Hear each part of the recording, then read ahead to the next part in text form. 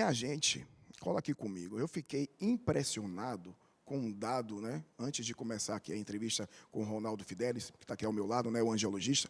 Eu fiquei impressionado com esse dado. São 10 mil, prestem atenção no que eu estou falando, são 10 mil óbitos, né? Por doenças do aparelho circulatório.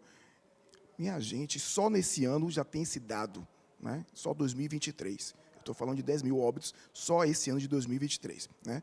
E aí eu já começo primeiro agradecendo a sua presença. Muito obrigado aqui para participar, né, aqui do nosso quadro Sempre de Saúde.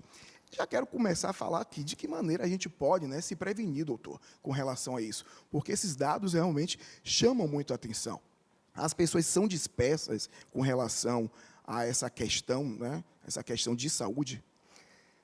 Boa tarde, Léo. Boa tarde a essa audiência maravilhosa do programa Universo. Eu que acompanho esse programa aqui. Fico feliz de, em pleno feriado, a gente está tendo espaço para falar de saúde, que é, afinal de contas, nosso bem maior, nosso patrimônio maior. E a sua pergunta, Léo, ela é perfeita, porque a prevenção, ela faz todo sentido quando falamos de uma doença que é um grupo de doenças, na verdade, mas que, ao mesmo tempo, está sendo muito frequente. As doenças do aparelho circulatório são hoje as doenças que mais matam no mundo. Não é só na Bahia. Negligenciado pelas pessoas, né? Exatamente. Só que é aquela história, uma coisa que vai ficando muito frequente, ela pode cair na armadilha de ficar comum e as pessoas acharem que tem que ser assim, que é uma coisa normal. Então, ao mesmo tempo, as doenças como tromboses, infartos, derrames, elas são as doenças que mais vitimam pessoas, mas elas têm um poder, assim, nós podemos preveni-las de maneira efetiva em quase 80% dos casos, se a gente falar sobre esse assunto, e aqui o papel de saúde de um programa como esse, né? Mas mais do que falar, se a gente aprender o que podemos fazer para de verdade evitá-las. Falar, esclarecer, né, trazer aqui o assunto para a população que está nos acompanhando sempre aqui no programa Universo. Bora começar a falar dessas doenças, né? Porque algumas, né, não sei todas, o senhor vai deixar isso claro para a gente, algumas são até silenciosas, né? Assim, não sei se todas aí, mas assim, algumas são silenciosas e as pessoas vão passando, ou então às vezes sentem, tem algum sintoma, é sintomático, mas vai, né, empurrando com a barriga. Não, né? Só foi um inchaço, não é nada demais. E esse é o grande problema, né, da sociedade. Justamente, Léo. A gente costuma dizer que uma doença, ela não começa no momento em que a dor aparece. Tem aquela história do infarto súbito, né? A pessoa acha que o infarto é súbito porque a pessoa pensa que o infarto começou quando começou a dor. A dor pode ter sido súbita, mas o processo de obstrução da circulação já vem de muito tempo. As feridas nas pernas, pessoas que têm diabetes, por exemplo, isso é um mal que nos preocupa muito hoje em dia. Tem uma estatística que diz que a cada 1 minuto no mundo, 3 pessoas sofrem uma amputação de perna por conta de obstrução da circulação que vem do diabetes e da hipertensão. E isso poderia ter sido evitado se fosse falado e esclarecido a tempo para evitar a consequência. A ferida não é o começo da doença, a ferida já é um processo avançado de doença, mas às vezes até ela aparecer, a pessoa não sente nada ou sente alguma coisa que não deu muita bola, que achou que é assim mesmo, a perna estava inchada, cansada, uma dormência, um formigamento, e a pessoa vai literalmente empurrando com a barriga sem esclarecer isso, e aí acaba acontecendo a consequência que a gente não queria. Chegar a óbito, vocês viram aí, né? Esses dados, como eu comecei aqui a entrevista, 10 mil óbitos já, só agora em 2023. Bora começar a exemplificar essas doenças, né? Para quem está acompanhando a gente. O senhor aí falou sobre trombose, né? Falou sobre outras, né? Outras doenças também. Mas a trombose, geralmente, é o que as pessoas comumente, né? Em rodas de conversa, falam, um amigo meu, né, teve trombose, durante uma cirurgia sofreu uma trombose. A trombose seria exatamente o quê e como é que isso é desencadeado? Vamos lá. O nosso sangue, ele é necessário que ele circule, né? Todos os nossos órgãos dependem do nosso sangue para funcionar. E o sangue é um líquido, né, que pode, em algumas situações, ficar na forma de uma gelatina. A gente compara muito, sabe o leite, Léo? Sim. Quando o leite quando corta a coalhada, né? O sangue é um líquido que tem essa característica. a coalhada do sangue, é o Sim. coágulo, que é chamado de trombo, que quando acontece fora de hora e fora de lugar, é a doença do trombo chamada trombose. Ela pode acontecer no coração, talvez seja o local mais famoso, né? Que aí a consequência é o infarto. Ela pode acontecer na circulação do cérebro, e aí a consequência é o derrame. Mas pode também acontecer nas pernas, que é a terceira área que isso acontece com frequência. A consequência são as feridas, as gangrenas e, eventualmente, até uma amputação. O que há de comum é que houve essa obstrução do sangue, e ele não passa, e aí o órgão, para onde esse sangue ia, não mais funciona, ele dói, ele deixa de ter uma função normal e acaba tendo as consequências que são péssimas. A gente está aqui acompanhando, né, o doutor falando, Fidelis, sobre, né, essa questão do problema de circulação, mas, pelo que eu vi, também existem outras doenças que desencadeiam isso também, né? Você está, né, com o seu sistema circulatório aí tranquilo, mas pode existir algumas doenças que façam com que ele comece realmente a trabalhar de forma errada, né? E isso comprometer, como é o caso da diabetes, né? Você citou aí a diabetes, né? Quem tem a diabetes aí realmente tem que ficar atento, porque isso pode ocasionar, né, outros problemas também. Perfeito. Não apenas a diabetes, mas a pressão alta se enquadra, a hipertensão arterial, né, uma pressão arterial alta, o colesterol ruim, porque tem colesterol bom e ruim, essa é um outro mito, nem toda gordura é ruim, mas algumas são e acabam levando a consequências na circulação. O sobrepeso, Léo, é um problema que está impactando muito, né, na circulação. E tem um quinto fator que talvez esse seja um dos mais negligenciados, um dos mais esquecidos e subestimados, que é a insônia. Você sabia que para a saúde circulatória ficar ok, nós precisamos dormir na quantidade e na qualidade adequada? Ô, meu pai. Pois então, já estou ficando preocupado com o Leonardo, já tenho que se preocupar comigo mesmo, porque é um grande problema. Não que eu tenha insônia, né, graças a Deus. Eventualmente, claro, né, assim, acontece de você ter uma insônia ou outra por conta da rotina de trabalho, preocupações e tudo mais. Mas isso aí não é uma coisa frequente, é raro, graças a Deus. Mas o dormir pouco é um problema aí, né? Assim, dormir pouco, e às vezes você dorme pouco, mas não dorme também com tanta qualidade. E você perceba, não sei se é seu caso, Léo, mas a gente vê muita gente que dorme pouco, dorme menos de 6 horas. Né? O ideal é dormir de 7 a 8 horas. Essa é a estatística, é a recomendação. Mas tem muita gente que dorme menos do que isso e acha legal, e se gaba, né? Eu durmo pouco, durmo 4 horas e estou bem. E estou bem, estou tendo um dia ativo, estou tranquilo. Isso é uma ilusão. Oh, na verdade, preste atenção nesse recado aqui. Se você está dormindo menos de 6 horas, você está achando que está bem, mas o seu corpo está pagando esse preço, às vezes de maneira sem sintomas. E o que está acontecendo ali, que essa é uma mensagem importante, você está queimando a sua reserva para o futuro. Percebe? Lá na frente a cobrança chega, Você né? tem hoje 30, 40, 50, mas quem não quer chegar aos 70, 80, Sim. 90, com independência? Estamos no dia 7 de setembro, Isso né, o mesmo. feriado da independência.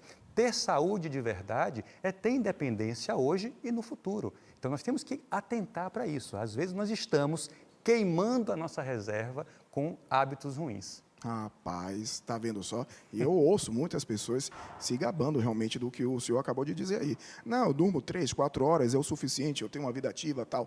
Mas eu sempre pensei dessa mesma forma. Eu acho que o corpo, ele necessita realmente da pausa, do descanso, daquele sono profundo de você realmente, né, conseguir ter o sono do descanso mesmo, acordar bem depois de um grande repouso. Eu durmo pouco.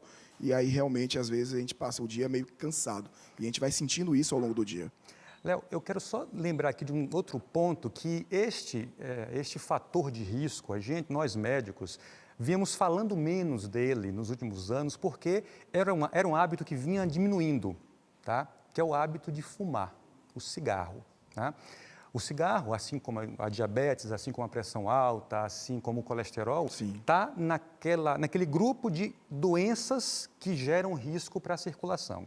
Só que a frequência vinha diminuindo até alguns anos, Com o surgimento, voltando com toda a força com os chamados cigarros eletrônicos e alvejando em cheio a população mais jovem, com a ideia de que o pendrive, né, o sim, vape e tal, por ter um cheiro até agradável, né, de menta, saborizado, ele não deixa tanto resíduo no ambiente. Então, dá aquela ideia de que aquela algo... falsa sensação que é algo que vai passar tranquilo na saúde. Exatamente. Não só isso não é verdade, ou seja, a agressão que esse tipo de cigarro faz à circulação é igual ou pior ao cigarro tradicional, o cigarro analógico, né? Não sei se podemos falar assim, mas existem estudos já atuais de pessoas que morreram após o hábito de fumar o pendrive, em que foi visto queimadura do pulmão, porque a temperatura daquela fumaça é mais alta do que a temperatura do cigarro normal.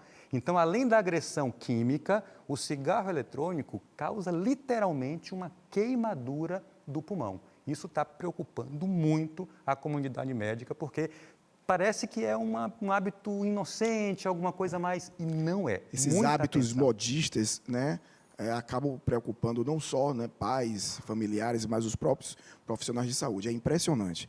Todos os profissionais de saúde que nós recebemos aqui, independente, né, de qual seja, né, a sua especialidade, todos falam realmente sobre esse cigarro eletrônico, como isso está afetando, né, várias partes do organismo, vários adolescentes que estão usando isso de uma forma, né, achando que é brincadeira, na noite. E a gente sabe que é proibido a venda, mas a gente vê ainda sendo realizado em vários lugares, principalmente em eventos, na porta de eventos, né, nas baladas, na noite, principalmente. A gente está aqui com o angiologista Videlis, nós estamos falando aqui sobre, né, circulação, né, o sistema circulatório, e eu quero que vocês também, né, participem comigo aqui, ao vivo, mandando a sua pergunta, querendo tirar suas dúvidas. A gente vê hoje uma sociedade também, doutor, que tem uma forma de trabalho, às vezes, fora, né, do padrão. Muitas pessoas que trabalham ou muito em pé, ou pessoas que trabalham muito sentadas, né? E isso, ao longo do tempo, vai ocasionando problemas. O que é que a gente pode aconselhar para essas pessoas, né, que às vezes precisam trabalhar muito tempo em pé, por exemplo, mulheres que ficam com salto alto durante muitas horas, né? As pessoas que trabalham em telemarketing, que ficam muito tempo sentada, né, em frente ao computador, o famoso home office também dentro de casa. O que é que a gente pode aconselhar para essas pessoas, para ter já um cuidado, né, se preocupar aí com o sistema circulatório? A primeira grande informação é que a nossa circulação como um todo, mas especialmente a das pernas, depende do movimento para funcionar bem. A contração e o relaxamento muscular, a movimentação das nossas dobradiças, que são nossas articulações, né, joelho, tornozelo. Assim, gente, tudo do nosso projeto, tudo que tem em nosso corpo tem uma razão de ser. Então, no momento em que a gente passa a ficar excessivamente em pé ou excessivamente sentado, além das dores nas costas, além das dores articulares, do desgaste de joelhos, etc., a circulação, especialmente a das pernas, sofre muito. Então, a dica é que você tente ficar o menos possível nessa posição, né, e faça pausas, se levante, vá até tomar uma água, né, vá até o banheiro, se alongue. E se você está em pé, dá para fazer o movimento também, de você ficar na ponta do pé e descer, né? É claro que o salto alto, como você bem falou, Léo, ele atrapalha. O salto alto, se a gente imaginar, ele justamente impede a movimentação natural do nosso tornozelo. Sim. Então, quanto mais rasteiro o calçado, melhor. E se a mulher quer ficar mais elegante, né, quer algo mais alto, pode ser mais aquela linha da plataforma, em que a parte da frente ela é também mais elevada. Então, é perceber se o movimento do tornozelo está se fazendo corretamente. Quanto mais você faz, mais a bomba da circulação funciona bem. E eu quero abordar agora a importância do check-up, né, que é a prevenção sempre, que as pessoas às vezes esquecem que é necessário fazer esse check-up, né, doutor? Falar um pouquinho dessa importância, porque eu sei que quem está assistindo a gente fica com aquela acomodação que é muito peculiar em muitas pessoas. Pois é, Léo, esse termo, que é até um termo do inglês, né, o check-up, mas que foi incorporado no nosso dia a dia, ele se refere a justamente uma revisão. É você não esperar o problema acontecer para descobrir ou para começar a tomar as providências. O check-up ele faz parte ele é composto por uma avaliação médica, no caso do especialista que cuida das doenças circulatórias de um modo geral, é exatamente o angiologista, que pode ou não ser um cirurgião vascular, às vezes o mesmo médico ele tem as duas atuações, mas é uma avaliação médica que pode e deve ser complementada com exames não invasivos. Existe o chamado Doppler vascular, ultrassom. É um exame que não tem injeção, é um exame que não tem nenhum risco de ser feito e nesse exame, logo na sequência da consulta, pode-se avaliar a circulação da perna, do pescoço, do braço, ou seja, uma avaliação geral de se a coisa está fluindo bem, se o sangue está indo bem e frequentemente a gente consegue identificar alguns problemas iniciais que, se tratados ali, se orientados às mudanças de hábitos e deixar claro, pessoal, que a ideia do check-up não é necessariamente tomar um remédio ou fazer uma cirurgia, não. Se você faz o check-up, ele passou dos 40 anos e você faz essa avaliação, pode ser que uma mudança de atitude, uma correção da sua alimentação, um estímulo para uma atividade física adequada, um cuidado com o sono, como falamos agora há pouco Justamente. aqui. Medidas assim já podem significar mais independência e mais saúde na sua terceira idade. E quem não quer viver mais e viver melhor, Léo? Falou tudo, né? Quem não quer viver com tranquilidade, né? Sem preocupações com doenças, né? Problemas de saúde. Agora, a gente falando sobre tecnologia, né? Você falou aí sobre o Doppler, né? O exame. Como é que a tecnologia hoje na medicina ela avançou para esses cuidados com relação ao sistema circulatório?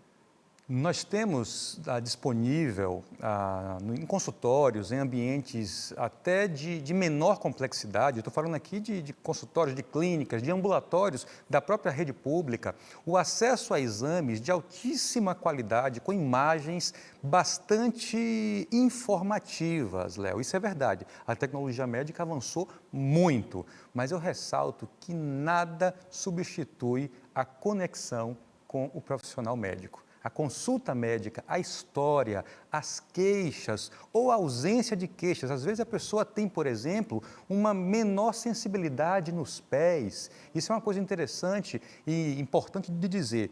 Os diabéticos, por exemplo, o maior problema não são as dores nas pernas, é justamente a falta de dor. A pessoa com diabetes que não está controlando bem, ela pode perder a sensibilidade e passar a não sentir dor no pé, a passar a não sentir uma queimadura, um asfalto quente, uma areia da praia que ficou ali. A pessoa andou na areia quente, a outra pessoa reclamou e a pessoa, não, eu andei na areia e para mim estava normal. Perde essa sensibilidade, né? Exatamente. E isso, quando você conversa com o seu médico, com a sua médica, explica, um dado como esse, por exemplo, pode ser um sinal de alerta de que alguma coisa não anda bem na circulação e se você não agir, daqui a algum tempo pode vir a ferida, a erisipela, aqueles ferimentos que aí sim são uma grande preocupação. Essa é a importância de se detectar a alteração no início. O check-up é isso, consulta médica atenciosa, cuidadosa e alguns exames que são sensacionais em termos de visualizar a circulação. Essa consulta médica é imprescindível, minha gente, porque é a vivência com o seu médico, é a consulta, é o bate-papo,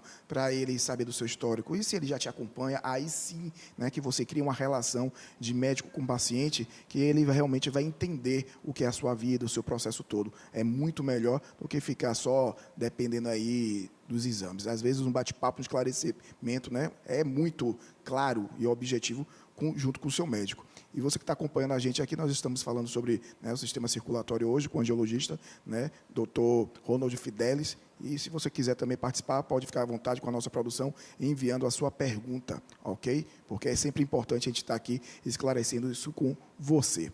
No início da nossa entrevista, a gente abordou aqui a questão do sobrepeso, né, que é uma realidade hoje na sociedade, né? Os números relatam, né, a quantidade de pessoas que estão com sobrepeso e pessoas também que estão com a obesidade. E a gente acompanha, às vezes, muito, né? E eu sempre trago isso aqui para os nossos bate-papos, a questão das redes sociais, onde, às vezes, alimentam e distorcem informações, né? A gente, quando fala sobre a obesidade, quando a gente fala sobre o sobrepeso, a gente tem que falar de uma forma coerente, não é uma forma, né, de chacota, não é gordofobia, não tem nada a ver com isso. E as pessoas distorcem isso nas redes sociais, né? Romantizam, né, uma questão que é uma questão, né, de saúde pública, né, que é essa questão da obesidade e desse sobrepeso.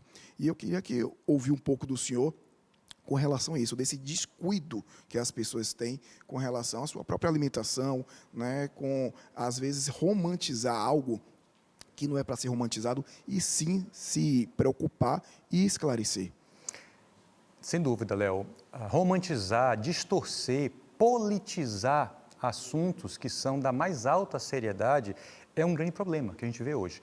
Nas redes sociais, especialmente, a informação ela é muito abundante, é muito de fácil acesso, mas informação de fácil acesso não significa informação de qualidade, né? Então, é por isso que nós temos que trazer esses assuntos em canais sérios e canais respeitáveis, como é o programa Universo aqui. A obesidade, Léo, assim como o diabetes, assim como a pressão alta, assim como o colesterol, é uma doença crônica, é uma doença multifatorial, tá? Não é uma coisa simples, tanto é que são vários profissionais que cuidam desse problema. O que assusta é que ela é talvez a doença que mais cresce em números no mundo. A gente vê, há pouco tempo era metade da população, hoje já tem números que apontam para que 2/3 ou até 3 em cada 4 pessoas no mundo está acima do peso, e a questão ela é complexa, afeta vários sistemas da nossa saúde, mas a circulação sofre de saída, assim. Pense que especialmente as nossas pernas, as veias das pernas, elas ficam literalmente sobrecarregadas com excesso de peso. É como uma mangueira que você abre a torneira, mas tem um pé ali pisando em algum ponto e a água não vai passar. Então, às vezes a pessoa sente dores nas pernas, inchaço, tem até aqueles vasinhos que já estão aparecendo, aquelas varizes que coçam, que ficam vermelhas, e às vezes nem tem ainda uma doença propriamente dita da circulação. É o sobrepeso, é o peso em excesso que está comprimindo aqui na altura da barriga, na altura das cadeiras, né? É como o pé que está pisando na mangueira e a mangueira não tem o problema ainda. Você tirar o pé, a água passa. Mas se você deixa aquela pedra ou aquele pé ali em cima da mangueira, uma hora o plástico da mangueira vai dilatando, começa a ficar tortuoso, começa a reter a água e os problemas acontecem, as feridas na perna. Então, a obesidade e o sobrepeso têm tudo a ver com saúde vascular, sim. Com relação ao derrame, um paciente que sofreu um derrame, né, mas, né, se recuperou, né, não teve sequelas, o que seria esse pós-derrame na vida dele?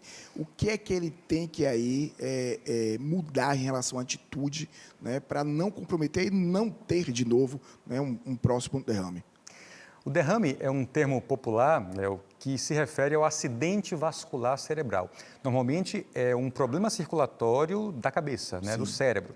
E o cérebro é o órgão mais importante é o nosso grande síndico, né? Então, se falta sangue ou se tem um excesso, uma hemorragia numa área do cérebro, a consequência vai depender daquela área afetada. Então, a pessoa pode ficar com o braço esquecido, uma perna meio sem firmeza, um lado inteiro do corpo, a fala, a visão. Então, são várias as possíveis manifestações. Uma vez que aconteceu, a primeira coisa é justamente uma avaliação médica para interromper o processo. Tudo que nós não podemos deixar acontecer é um outro derrame, né? Uma vez que o processo foi controlado, a pressão ela baixou, voltou para o normal, a circulação foi desobstruída, quando isso é o caso de ser feito, entra-se no processo de reabilitação.